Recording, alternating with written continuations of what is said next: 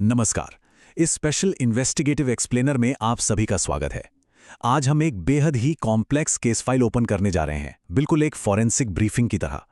ये कहानी है ढाका के सावर इलाके की, जहां एक ऐसा क्रिमिनल खुलेआम घूम रहा था जिसे सबने पूरी तरह नजरअंदाज कर दिया था। हम इस पूरे केस के तथ्यों और पुलिस इन्वेस्टिगेशन की रिपोर्ट्स का डीप डाइव करेंगे और समझेंगे कि कैसे एक अदृश्य से लगने वाले इंसान ने पूरे सिस्टम को चकमा दिया और कैसे फॉरेंसिक साइंस ने अंततः उसे बेनकाब किया।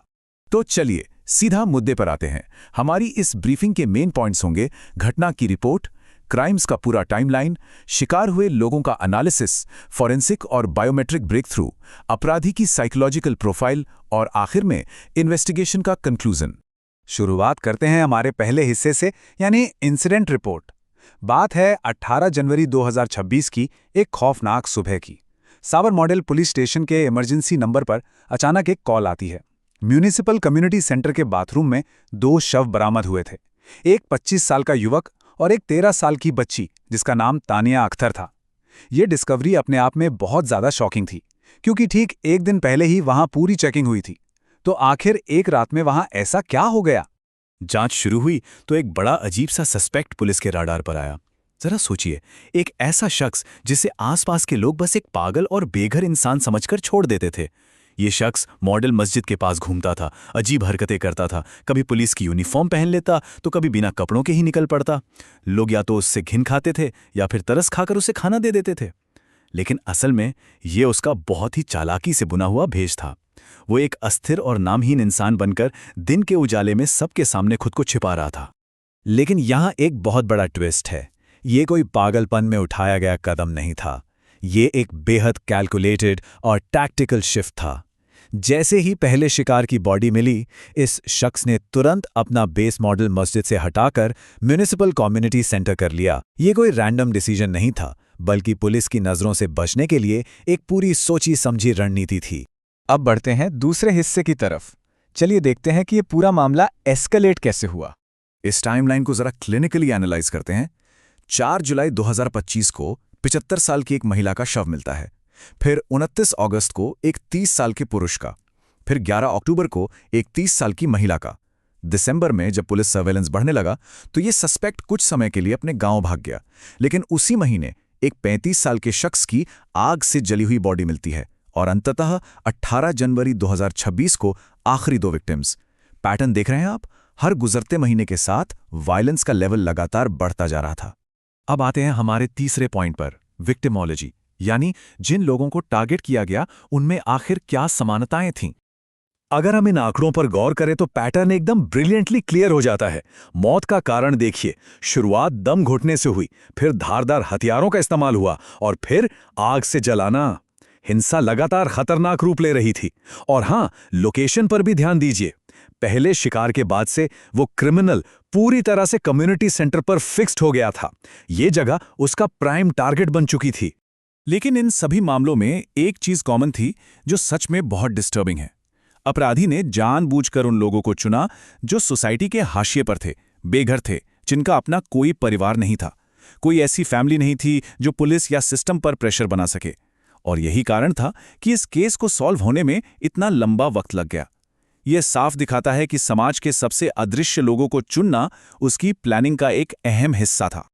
चलिए अब बात करते हैं हमारे चौथे हिस्से की, फॉरेंसिक और बायोमेट्रिक ब्रेक थ्रूज। आखिर सस्पेक्ट को कॉर्नर कैसे किया गया? चौथे विक्टिम के बाद पुलिस ने इस अदृश्य कातिल को फंसाने के लिए एक प्रॉपर फॉरेंसिक जाल बिछाया। स्टेप बाय स्टेप देखिए। सबसे पहले सेंटर में रहने वाले हर एक व्यक्ति से पूछताछ की गई। फिर लाइटिंग इंप्रूव की गई और सारे ब्लाइंड स्पॉट्स कवर किए गए। तीसरा स्टेप, म्यूनिसिपैलिटी के साथ मिलकर नए सीसीटीवी कैमराज इंस्टॉल किए गए। और फाइनली डिटेक्टिव ब्रांच की एक स्पेशल टीम वहां डिप्लॉय की गई। ये पूरी तरह से एक फूल प्रूफ ट्रैप था। और फिर जैकपॉट! 18 जनवरी के सिक्योरिटी फुटेज ने एक ही झटके में उस क्रिमिनल का सारा झूठ चकनाचूर कर दिया।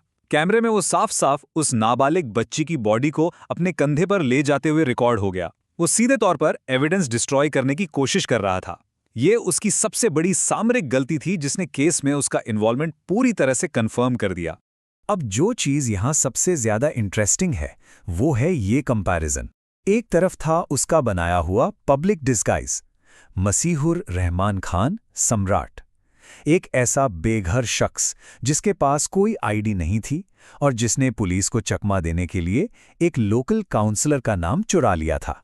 लेकिन जब बायोमेट्रिक डेटाबेस स्कैन हुआ तो असली चेहरा सामने आया।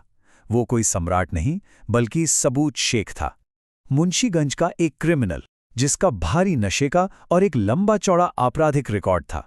पॉइंट नंबर 5, अपराधी की साइकोलॉजिकल प्रोफाइल। आइए उसके मोटिव और बैकग्राउंड को थोड़ा डिकोड करते हैं। उसके मुंशीगंज गांव की इन्वेस्टिगेशन से जो फैक्ट्स सामने आए वो काफी डार्क हैं। सबूज ने मदरसा बीच में ही छोड़ दिया था। 2014, 2019 और 2023 में वो पहले भी अरेस्ट हो चुका था। सिवियर सब्सटेंस अब्यूज यानी नशे की लत और रिहैब का एक लंबा इतिहास था। पारिवारिक जीवन इतना बर्बाद था कि पत्नी उसे छोड़कर जा चुकी थी और यहां तक कि उसने अपने ही पिता के खिलाफ झूठी एफआईआर दर्ज करवा रखी थी। ये सब उसके भयंकर रूप से डिस्टर्ब्ड माइंडसेट को दिखाता है। पर यहाँ एक टेक्निकल क्लिनिकल अंतर समझना बहुत जरूरी है। इंस्पेक्टर हिलाल की रिपोर्ट के मुताबिक सबूत शेख को कानूनी रूप से पागल यानी लीगली इनसेन नहीं माना जा सकता। उसकी वो अजीब हरकतें दरअसल लगातार और अत्यधिक नशे की वजह से पैदा हुई मानसिक अस्थिरता यानी सब्सटेंस इंड्यूस्ड साइकोसिस का नतीजा थीं। उसे अच्छे से पता था कि वो क्या कर रहा है, इसीलिए उसके सारे मूव्स बहुत कैलकुलेटेड थे। इंटरोगेशन के दौरान जब उससे पूछा गया तो उसका जवाब सुनिए। उसने कहा, लोगों को मारना तो बस 34 या संडे मंडे क्लोज है। ये स्टेटमेंट पूरी तरह से बिजार है। इसका असल मतलब क्या है ये कोई नहीं जानता, लेकिन ये बात साफ दिखाती है कि उसकी साइकोलॉजिकल स्टेट रियलिटी और मानवीय संवेदनाओं से कितनी भयंकर रूप से डिस्कनेक्ट हो चुकी थी। और इसका लॉजिक इससे भी ज्यादा ट्विस्टेड था। वो हाशिए पर रहने वाली जिन औरतों से कंपेनियनशिप के लिए मिलता था उन्हें अपनी प्रॉपर्टी मान लेता था। अगर वो महिलाएं किसी दूसरे पुरुष से इंटरैक्ट करती तो वो इससे धोखा मानता और सजा के तौर पर उनकी जान ले लेता। संभवतः ये उसकी अपनी शादी टूटने के ट्रॉमा और उससे उपजे गुस्से का एक बेहद ही जानलेवा रिएक्शन था। चलिए अब इस केस फाइल के आखिरी हिस्से पर आते हैं, इन्वेस्टिगेशन का कंक्लूजन। तो यहाँ सबसे क्रूशियल पॉइंट ये नंबर है 12। सबूज शेख कोई रातों रात बना क्रिमिनल नहीं था। उसका रिकॉर्ड 12 साल पुराना था, जिसकी शुरुआत 2014 की पहली गिरफ्तारी से हुई थी। वो एक long term high risk predator था। वो अपनी पहचान छिपाकर लगातार सिस्टम से खेल रहा था, जब तक कि फाइनली इन्वेस्टिगेशन ने उसे पकड़ नहीं लिया। तो दोस्तों, इस एक्सप्लेनर के अंत में एक बहुत बड़ा सवाल हमारे सामने खड़ा होता है। जहां एक तरफ फोरेंसिक साइंस ऐसे दरिंदों को पकड़ने में कामयाब हो रही है, वहीं क्या हम एक समाज के रूप में उन बेघर और अदृश्य लोगों की सुरक्षा सुनिश्चित कर पा रहे हैं जो रोज हमारी आंखों के सामने होते हुए भी इतने ज्यादा वल्नरेबल हैं?